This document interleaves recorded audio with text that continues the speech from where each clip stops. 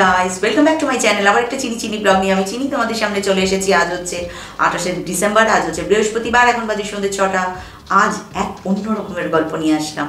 থাম্বনেলে তোমরা দেখেছো, আজ মা ঘাগর বুড়ির কথা তোমাদেরকে বলবো। এই ব্লগটা যদিও রিকোয়েস্টেড ব্লগ, আর এই ব্লগটার জন্য রিকোয়েস্ট করেছিল আমার কাটোয়া থেকে আমার সুমিত ভাইয়েরও ওয়াইটিতে একটা চ্যানেল আছে। তো ভাই আমাকে রিকোয়েস্ট করেছিল যে দিদি যদি সময় পাও, দুটো রিকোয়েস্ট ভাই করেছে, তার মধ্যে এটা একটা, দিদি ঘাগর বুড়ির কথা তুমি বলবে কি? ভাই বলবে আর দিদি করবে না, তাও কি কখনো হতে পারে? তাও আবার মায়ের কথা। মায়ের তো নানা রূপ, নানা জায়গায় নানাভাবে বিদ্যমান। তো এক একটা রূপ যেমনই হোক না কেন, সবই তো আমার মায়েরই কথা। তো মায়ের কথা বলতে তোমার জানোই ভীষণ ভালো লাগে। তো চলো আগে তোমাদেরকে মা ঘাগর বুড়ির কথা বলি। থেকে প্রায় 500 বছর আগের কথা। আসানসোল মহানগর তখন ধুধু মাঠ, আসান গাছের জঙ্গল। আসান হলো এক ধরনের গাছ যার ছাল ফুটো করলে খুব মিষ্টি জল পাওয়া যায়। আর শোল কথার অর্থ হলো বাংলার রার যে জমি, সেটাকে বোঝায়। এখন না আর আসানসোলে আসান গাছ আছে, না আর কিছু। জনমানবহীন প্রান্তরে এক একটা বাড়ি, ছোট ছোট দুটো ছন্নছাড়া গ্রাম, এই রকম ছিল তখনকার আসানসোল। আর এই গ্রামেরই মধ্যে কিছু ব্রাহ্মণ সব জায়গাতেই বিদ্যমান, যজমানি করে খায়। তারই মধ্যে এক গরিব ব্রাহ্মণ ছিলেন কাঙালিচরণ চক্রবর্তী। কাঙালিচরণ প্রতিদিন এই আসানসোলের নুনিয়া নদী, যেটা দামোদরের একটি শাখা বলে মনে করা হয়, এই নুনিয়া নদী পেরিয়ে যেতেন অন্যান্য গ্রামগুলোতে পূজা অর্চনা করতেন। আবার এসে নদী পেরিয়ে নিজের বাড়িতে ফিরতেন। বহু কষ্টে ব্রাহ্মণের দিন যায়, সংসার চলে কোনো রকমে। এই করে যখন এক শীত এসে উপস্থিত হয়, সেই দিন ছিল পয়লা মাঘ। যজমানের ঘরে পুজো করে তেমন কিছু সেদিন পায়নি। নুনিয়া নদী পেরিয়ে খিদে তেষ্টায় ক্লান্ত কাঙালিচরণ একটা গাছের শীতল ছায়া নিচে শুয়ে পড়ে আর মনে মনে কাতরভাবে মা চণ্ডীকে ডাকতে থাকে। কাঁদতে কাঁদতে কখন যে ঘুমিয়ে গেছিল তার মনেও ছিল না। হঠাৎ ঠক ঠক এই আওয়াজে কাঙালিচরণের ঘুম ভেঙে যায়। তিনি দেখেন অনেক দূরে এক বুড়ি, তিনি লাঠি হাতে করে তারই দিকে এগিয়ে আসছেন। সেই বুড়ি কিছু না বলে কাঙালিচরণের সামনে এসে দাঁড়ালেন। কাঙালিচরণের চোখ তো ঝলসে গেল বুড়ির শরীরের দুটি দেখে। তার আর কিছু মনে নেই, এক যেন অতল ঘুমের মধ্যে তিনি ডুবে গেলেন। ঘুমের মধ্যে আবার বুড়িকে দেখতে পেলেন, পরিষ্কার শুনতে পেলেন, তোর আর উষ্ণবৃত্তির দরকার নেই, তোর কোলেই দেখবি 3টি ছোট পাথরের ঢিবি রেখে এসেছি। মাঝখানে আমি মা ঘাগর বুড়ি, আমার বাঁয়ে মা অন্নপূর্ণা, আর ডাইনে পঞ্চানন মহাদেব। এইখানে মন্দির প্রতিষ্ঠা কর, আর তোকে কোথাও যেতে হবে না। এরপর হঠাৎ যখন ঘুম ভেঙে যায় কাঙালিচরণের, দেখে কোলের মধ্যে 3টি শিলা রূপে মা যেন বিদ্যমান। তার সব মনে পড়ে যায়। 1620 সালে মা ঘাগর বুড়ির আদেশেই মন্দির প্রতিষ্ঠা হয়। এই পাথরের ঢিবিগুলোকেই ফুল আর রূপোর গয়না দিয়ে সাজানো হয়। আর সেই 1620 সালের পয়লা মাঘকে স্মরণ করে প্রতি বছর এই মন্দিরের সামনের মাঠে বসে ঘাগর বুড়ি চণ্ডী মাতার মেলা। কাশীপুর মহারাজার সীমানা ছিল আসানসোল পর্যন্ত। প্রাচীন কাল থেকে অনাচ্ছাদিত মন্দিরে গাছতলায় পুজো হয়ে আসছে মা ঘাগর বুড়ি। কোনো মূর্তি ছিল না, শুধু 3টি শিলা ছিল। সুদূর অতীতে আসান, শাল, সেগুন, পলাশ, বিভিন্ন পর্ণমোচী বৃক্ষ, এই দিয়ে যখন অরণ্যভূমি ছিল আসানসোল, সেই সময় সেখানে কিছু কোল, মুন্ডা, ওরাও, সাঁওতাল, শবর প্রমুখ অনার্য সম্প্রদায়ের মানুষ বসবাস করত। আসানসোলের বনভূমির উত্তরে প্রবাহিত নুনি নদীর উত্তর পারে অপেক্ষাকৃত উঁচু জমিতে ছিল এদের। পরবর্তীকালে অন্যান্যরা স্থান পরিবর্তন করলেও সাঁওতাল সম্প্রদায়ের মানুষজন স্থায়ীভাবে এই অঞ্চলে থেকে যান। প্রাচীনকাল থেকে এদের মধ্যে বৃক্ষ, শিলা প্রভৃতির পূজার প্রচলন ছিল। আজও তাদের সংস্কৃতি বা ধর্মবিশ্বাস এগুলির অস্তিত্ব আছে। আসানসোলের দেবীমা ঘাগর বুড়ি একটি ঐতিহাসিক স্বাক্ষর। প্রাচীনকালে সাঁওতালেরা তাদের ধর্মীয় বিশ্বাস মতে বসতির অপর পারে নুনি নদীর ধারে বিশাল বৃক্ষের তলায় 3টি শিলাখণ্ড স্থাপন করে দেবতা জ্ঞানে ধর্মীয় আচার অনুষ্ঠান শুরু করেন।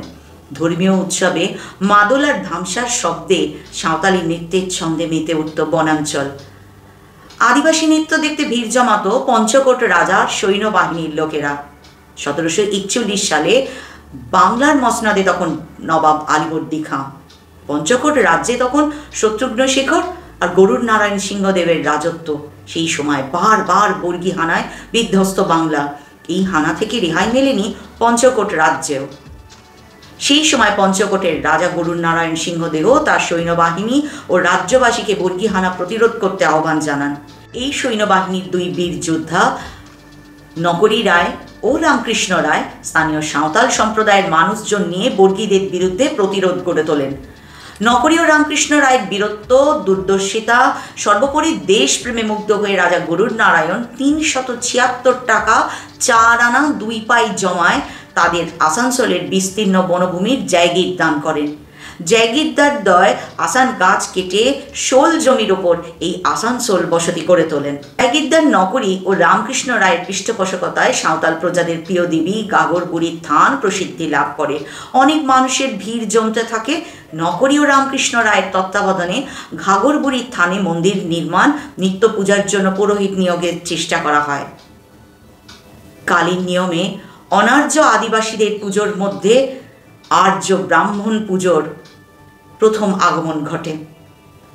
কিন্তু গ্রামের কোনো পুরোহিতই এই জঙ্গলাকীর্ণ ঘাঘর থানে এসে নিয়মিত পূজা করতে রাজি ছিলেন না। অনেক পরে এই চক্রবর্তী পরিবার দেবীর নিত্য পুজোর দায়িত্ব নেন এবং সেবায়িত মনোনয়ন করেন। এখানে মা চণ্ডী রূপে পূজিত হন। যেহেতু ঘাগরা পরিহিত অবস্থায় প্রথম কাঙালিচরণকে দর্শন দেন, সেই জন্য এই থানটায় ঘাঘর বুড়ি অর্থাৎ ঘাগরা, এবং এখানে যেহেতু গভীর রাতে মায়ের ঘুঙুরের শব্দ পাওয়া যায়, তাই এই ঘাগরা আর ঘুঙুর দুয়ের নামকরণ থেকেই মনে করা হয় এখানের নাম হয়ে গেছে ঘাঘর বুড়ি। এই জায়গা ঘিরে অনেক লোককথা প্রচলিত আছে। একবার এক জমিদার তার ছেলের বিয়ে দেবে, সেই জন্য তার যখন পার হবে তখন ননিয়া নদী একদম জলে টইটুম্বুর, সেই জন্য পার হতে অসুবিধা হচ্ছে। তখন ওই জমিদার মায়ের কাছে মানত করেন, মাগো এই পুরো লোক লস্কর, হাতি ঘোড়া, পুরো বরযাত্রী নিয়ে এই নদীর জল তুমি কমিয়ে দাও, আমি পার হয়ে ওপারে যাই, গিয়ে আমার ছেলের বিয়ে দিই, বিয়ে করে যখন ছেলে বৌমা নিয়ে ফিরবো এসে তোমায় আমি পুজো দেব। তিনি মানত করেন মায়ের কাছে। কিন্তু যখন ছেলের বিয়ে হয়ে তিনি ছেলে বৌমা সমস্ত বরযাত্রী সবাইকে নিয়ে সেখান থেকে ফেরেন, তিনি কিন্তু মানত ভুলে যান। তিনি মনে করেন কে এক দেবী, সে আর কি মানত মনে করছে। খানিকটা এগোনোর পর এক ভয়াল দুর্যোগের মধ্যে পড়েন। নদীর জল ফেঁপে ফুটলে ওঠে এবং পুরো বরযাত্রী সমেত পুরো দলটা ওই নদীর অতলে তলিয়ে যায়। যে স্থানে এই বরযাত্রীরা তলিয়ে গেছে আমি তোমাদের সাথে ভিডিও শেয়ার করব। সেই স্থানে জল যখন উপর থেকে এসে নিচের দিকে প্রবাহিত হয় তখন এক বিরাট তলার মধ্যে গর্ত আছে। কত লম্বা যে সে গর্ত আজ অব্দি কেউ মেপে উঠতে পারেনি। মনে করা হয় 7টা বড় বড় তাল গাছকে যদি রাখো তাহলেও বোধহয় তার থেকে বড় সেই গর্ত। প্রচণ্ড প্রবাহে যেহেতু জল এসে সেখানে পড়ছে, তার থেকে অজস্র ফেনারাশি তৈরি হয়ে যায়। এবং অদ্ভুত একটা অলৌকিক জিনিস, ফেনা শুধু কিন্তু ওই জায়গাটুকু জুড়ে থাকে, বাকি নুনিয়া নদীর কোথাও কিন্তু কোনো ফেনা নেই। প্রচণ্ড একটা গর্জন আছে ওই স্থানটার। একটা গল্প কথা শুনেছি বলবো না, আমি যখন গেছি, যেহেতু আমি দুর্গাপুরে বহু বছর কাটিয়েছি, 15-16 বছর আমার স্বামীর কর্মসূত্রে আমার ওখানে থাকা, তা আমি বার 2-1 ঘাঘর বুড়ি মায়ের দর্শনে গেছিলাম। প্রথমবার যখন দর্শনে গেছিলাম তখন আমি শুনেছিলাম যে মা আজও ওখানে থাকেন। মানে সন্ধ্যার পর, সকাল থেকে তো পুজো হয়, সন্ধ্যার পর মা ঘাঘর বুড়ির থানে নাকি কেউ থাকতে পারে না। অনেক রাতে মায়ের ঘুঙুরের আওয়াজ পাওয়া যায়, মা আজও ওখানে ঘুরে বেড়ান। এবং ওই যে মন্দিরস্থলের পিছনে নুনিয়া নদীর ওই জায়গাটার যে গর্জন কল্পনা করতে পারবে না, যারা দেখবে শুধু তারাই অনুভব করতে পারবে। এবং আমি গিয়ে দেখে ভেবেছিলাম হয়তোবা জলটা কোনো কারণে দূষিত হয়ে যাচ্ছে বলে এত ফেনা তৈরি হচ্ছে। সায়েন্টিফিক্যালি হয়তো এটাও হতে পারে, কিছুটা পলিউশনও হতে পারে, কিন্তু কোনো কোনো জায়গায় ঈশ্বরের অলৌকিক ক্রিয়ার সাথে কোনো কিছুকে মনে হয় মেলানো যায় না। অত বড় নদীর পার্টিকুলার ঠিক ওইটুকু জায়গাতে অত ফেনা, এক সময় ফেনা এত বড় হয়ে যায় যে তোমরা দেখলে অবাক হয়ে যাবে।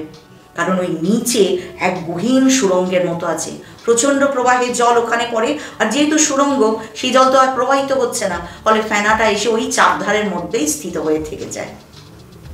একবার এক মহিলা নাকি মানত করেছিলেন সন্তানের জন্যই মানত করেছিলেন। মানত পূর্ণ হবার পর স্বামী আর 2 সন্তানকে নিয়ে মা ঘাগর বুড়ির মন্দিরে আসেন পুজো দিতে। তিনি মন্দিরে পুজো দিচ্ছিলেন এবং তার স্বামী তার 2টো বাচ্চাকে নিয়ে নুনিয়া নদীর তীরে ঘোরাঘুরি করছিলেন। বাচ্চা দুটো খেলা করছিল। হঠাৎ 2টো বাচ্চা ওই নুনিয়া নদীর জলের মধ্যে পড়ে যায়। বাচ্চা দুটোকে বাঁচাতে তার বাবাও জলে ঝাঁপ দেয়। স্থানীয় পুরোহিত লোকজন দৌড়ে গিয়ে নুনিয়া নদীতে ঝাঁপ দিয়ে বাবাকে বাঁচাতে পারলেও কেউ কিন্তু বাচ্চা দুটোকে খুঁজে পায়নি। বাবাকে তোলার পর জল বার করে তাকে একটু সুস্থ করার চেষ্টা করছে। সবাই যখন অস্থির হয়ে পড়েছে তখন কোথাও থেকে 2টো বাচ্চার হাসির আওয়াজ পায়। দূরে গিয়ে দেখে সেই 2টো বাচ্চা। তার বাবা তাকে প্রশ্ন করে, তোমরা জলের মধ্যে পড়ে গেছিলে তো? বলে, এক বুড়িমা নিয়ে গেছিল।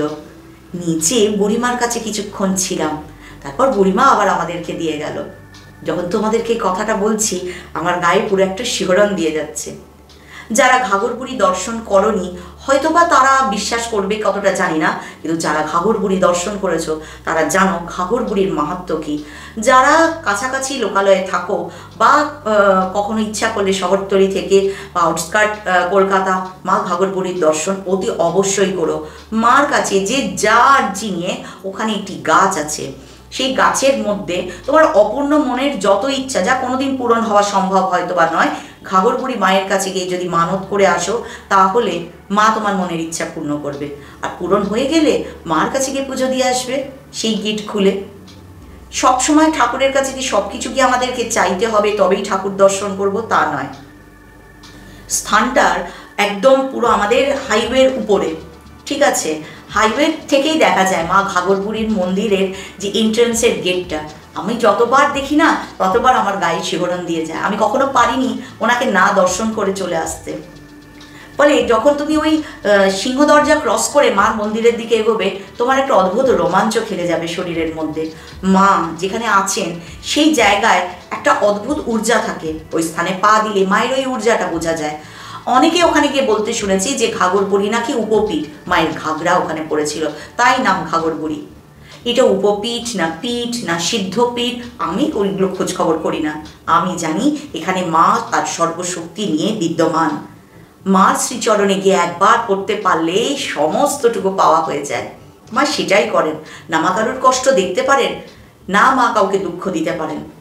কায় মনোবাক্যে ডাকলে মা তোমাকে সাড়া দেবেনই দেবে। ওই স্থানটার ভীষণ মাহাত্ম্য তো। সন্ধ্যের পর শুনেছি কেউ থাকে না, মা নাকি ঘুরে বেড়ায়, মাকে দেখা যায়। আমি কখনো চেষ্টা করিনি যে ওখানে গিয়ে একটু থেকে দেখে আসি আমি মাকে দেখতে পাই কিনা, কিন্তু ভেরি রিসেন্ট আমি একজনের ব্লগ দেখছিলাম। তিনি সেখানে হোপফুলি রাত কাটিয়েছেন বা সন্ধ্যের অনেকটা মুহূর্ত তিনি সেখানে কাটিয়েছেন। তার ব্লগ দেখেই আমার গা ছমছম করে উঠেছে।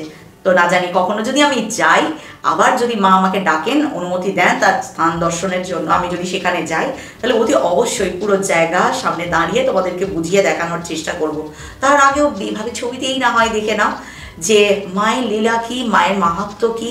সব স্থানেরই একটা মাহাত্ম্য থাকে, সব স্থানেরই একটা লীলা থাকে। হাইওয়ের উপর দিয়ে যে গাড়ি যাক না কেন, বিনা মা ঘাগর বুড়িকে প্রণাম করে কেউ এক কদম যায় না। নবদম্পতিও ওখানে মায়ের আশীর্বাদ নিয়েই তবেই কিন্তু অ্যাকচুয়াল এগোয়। মাকে অনেকে অনেক সময় সেখানে বৃদ্ধা রূপে দর্শনও পেয়েছেন, মা দর্শনও দিয়েছে।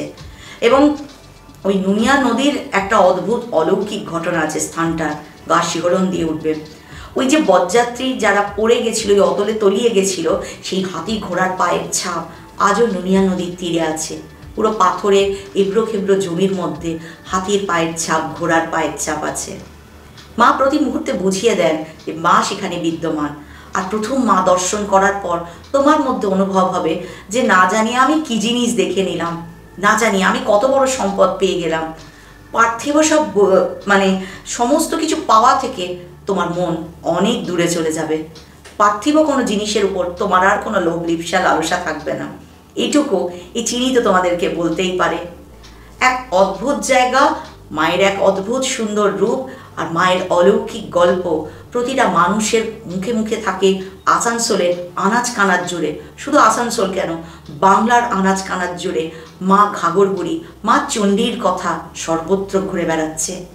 মা দর্শনে পূর্ণতা তো হবেই হবে। তো যারা তোমরা দর্শন করনি অতি অবশ্যই এই শীতকালের দিনে আমরা তো বিভিন্ন জায়গায় বিভিন্ন রকমভাবে ঘুরতে যাই, না হয় একবার দৌড়ে দেখে এসো মা ঘাগর বুড়িকে। চিনির কথায় একদম সকল মনের ইচ্ছা তোমাদের পূর্ণ হবেই হবে। আজ ছিল মা ঘাগরবুড়ির চরণে এটা আমার একটা ছোট্ট নিবেদন। কেমন লাগলো কমেন্ট বক্সে কমেন্ট করতে কেউ ভুলো না কিন্তু। সকলের কাছে বিনীত অনুরোধ, চেষ্টা তো করছি, কিন্তু তোমরা পাশে না থাকলে চেষ্টা কখনো সফল হবে না। জানি ভালো আর বড় কাজে সময় লাগে, মায়ের আশীর্বাদ মাথার উপর, মা যখন চাইবে তখনই সব হবে। তবু চিনি তোমাদের সকলের কাছে একটাই অনুরোধ, প্লিজ পাশে থেকো, লাইক শেয়ার সাবস্ক্রাইব করতে কেউ ভুলো না কিন্তু। আর যদি ভালো লাগে তাহলে একটু শেয়ার করে দিও না হয় মায়ের কথা। কমেন্ট বক্সে কমেন্ট করো, তোমাদের কমেন্ট আমাকে ইন্সপিরেশন দেয়। তোমাদের একটা লাইক আমাকে ডলার দেয় না, কিন্তু আমাকে অনেক ইন্সপায়ার করে। মনে হয় আরও কিছু তোমাদের জন্য, অনেক মায়ের অনেক জায়গার অজানা থানের কথা, অজানা পিঠের কথা, অজানা গল্প কথা তোমাদের সামনে তুলে ধরি। কিন্তু যদি তোমরা সাপোর্ট না করো সেটা তো সম্ভব নয়। তাই জন্য তোমাদের কাছে অনুরোধ, প্লিজ প্লিজ প্লিজ পাশে থেকো, সাথে থেকো। চলো আজকের ব্লগ এখানে শেষ করি। আশা করি তোমরা সবাই খুব খুব খুব ভালো আছো, সুস্থ আছো, সাবধানে আছো, এবং একটা চওড়া স্মাইল নিয়ে আছো। তো চিনি তোমাদেরকে দেয়, তোমরা সকলের মাঝখানে ছড়িয়ে দাও। নিজের খেয়াল রাখছো, নিজের বাবা মায়ের খেয়াল রাখছো, নিজের ফ্যামিলির খেয়াল রাখছো, নিজের বাড়ির পুচকুগুলোর খেয়াল তো অতি অবশ্যই রাখছো। যেহেতু আজকে সন্ধ্যেবেলায় ব্লগ শেষ করছি, গুড নাইট তো বলতে পারবো না। সো জয় মা দাদি, জয় মা ঘাগরবুড়ি, মা চণ্ডীর জয়। আর